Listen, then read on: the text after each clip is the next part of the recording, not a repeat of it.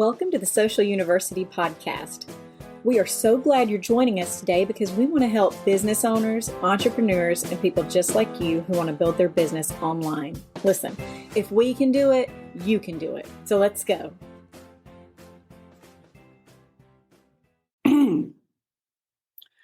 Good morning. I'm Karen Taradas with Social U. It's time for What's Up Wednesday, where we come to you live every Wednesday morning at 10 a.m. to talk about social media tips, tricks, and trends.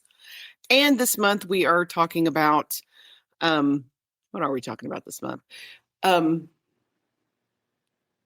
just totally jumped right out of my brain. Today we're talking about social media myths, the top 10, but I'm also going to include some wisdom from my team because we're in it every day.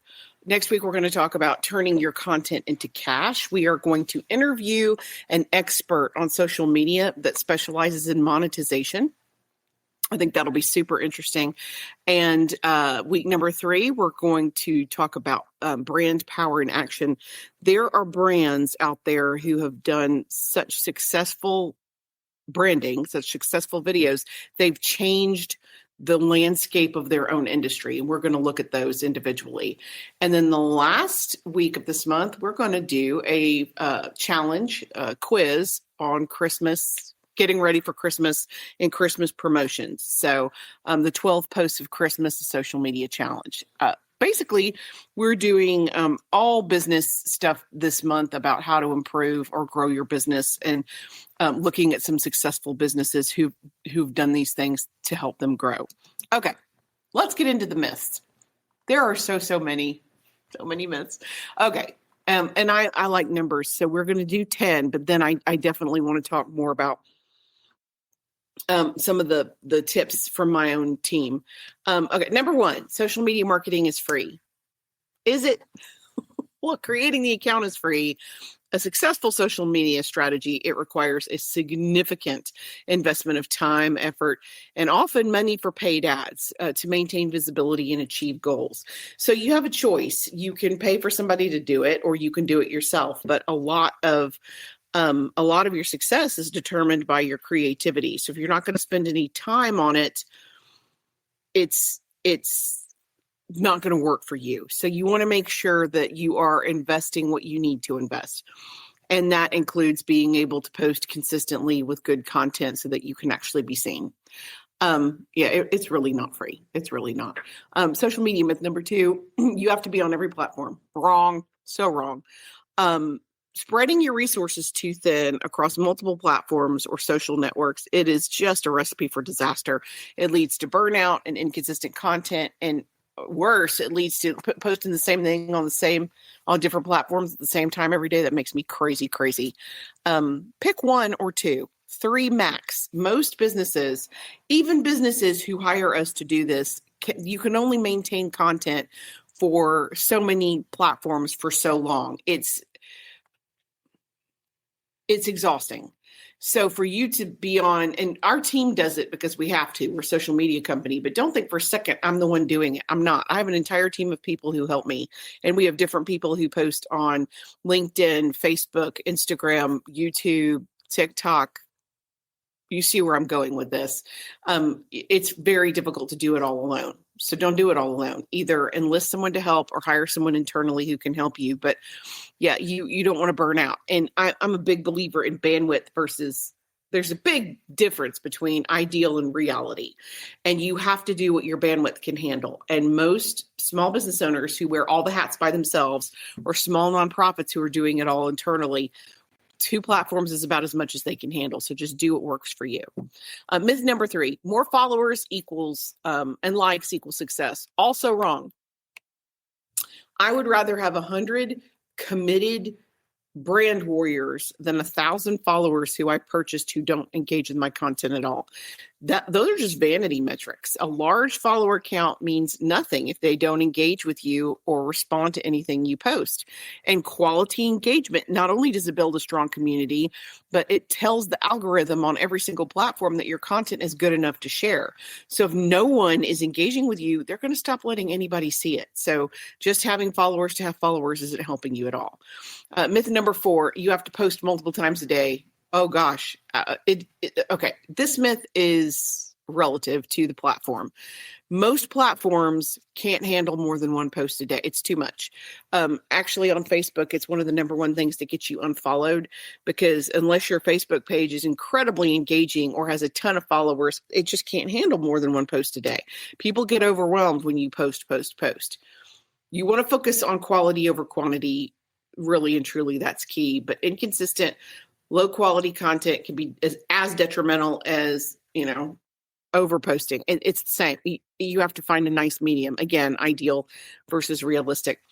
And flooding people's feed with a bunch of weird stuff. And there are certain industries that have a reputation for this. I'm not trying to pick on real estate agents. I'm not. But for a long time, a lot of real estate agents would post listing multiple times a day. It's exhausting. You cannot do that and maintain your followers. People they won't tune in for that. Myth number 5, the algorithm doesn't like scheduling tools. Okay, this is a little true and a little false. The algorithm doesn't care if you have a scheduling tool. Let me tell you who cares. The platform. Most platforms don't like third-party apps playing in their sandbox, and they make it very difficult to integrate a third-party user.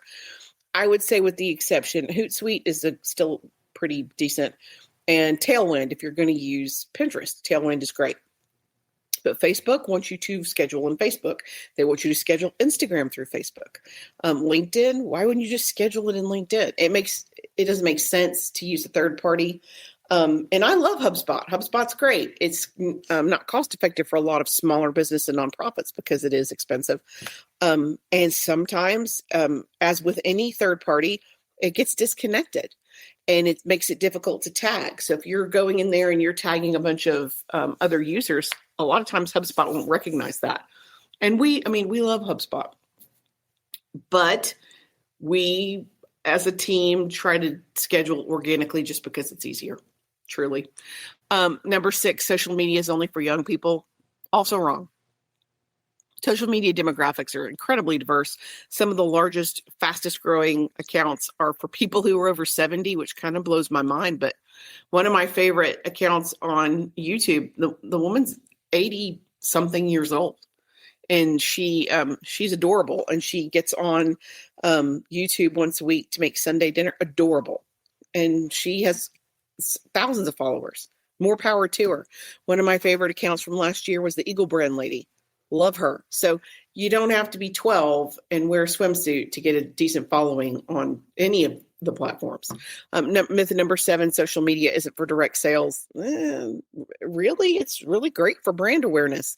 It's also a very powerful tool for generating leads and sales. Strategies like shopping, shoppable posts, effective calls to action, they work. There's a reason big companies spend millions and millions of dollars on Google and social media ads. They work. And integrated shopping is much bigger now than it was even a year ago. So you're going to see more and more of that. Number 8, you have to be perfect. You have to have highly produced content. I would say transparency outweighs perfection.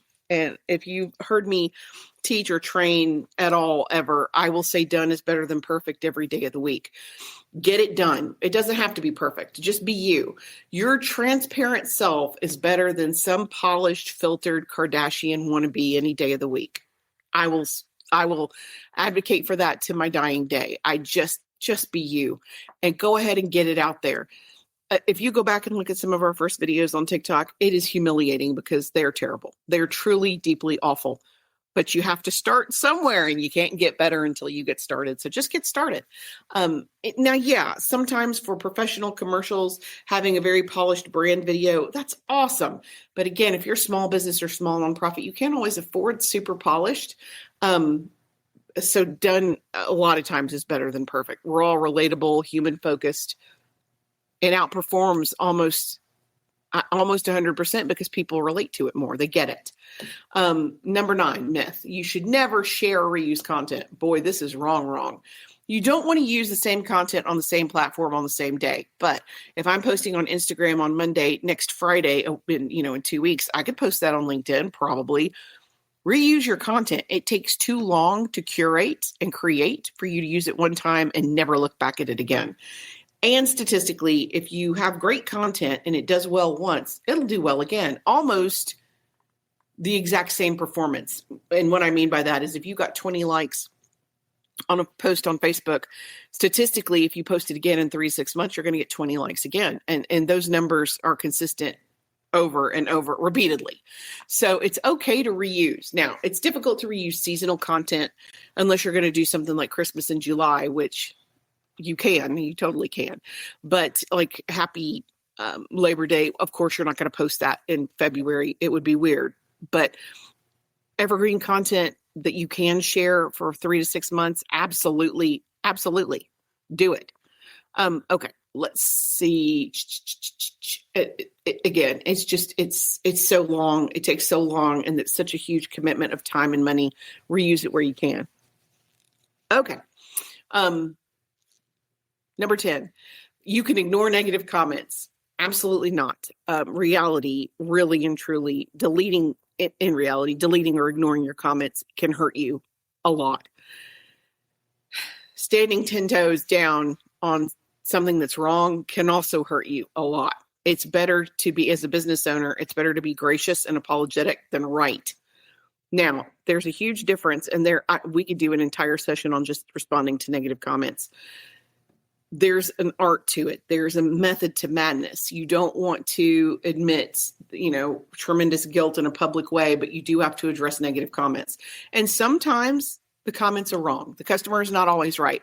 What do you do if the customer is not always right? What do you do if you've been left a comment that's way wrong? Well, you address it professionally, briefly, and then you stop. Do not get into a war of wits with an unarmed person. You're never going to win. You've heard that, you guys, in case you can't tell, I'm Southern. When you fight with a pig, you both get dirty. Don't do that. It's okay to step in and say, I'm sorry you had this experience. I would love to help you. Let's take this offline. That's the ideal. You don't want to delete them, because when you delete negative comments, it's gone from someone venting their frustration to personal vendetta. I have seen this happen with other business owners where they made it personal and it got ugly in a hurry. And there are people sometimes who just post the wrong information. And it's okay to defend your position once and then leave it alone. The more you engage and the more you respond, you're pushing the algorithm for that comment, for that post, and it's going to keep rising to the top, and more people are going to see it. Don't do that. Address the criticism professionally, calmly.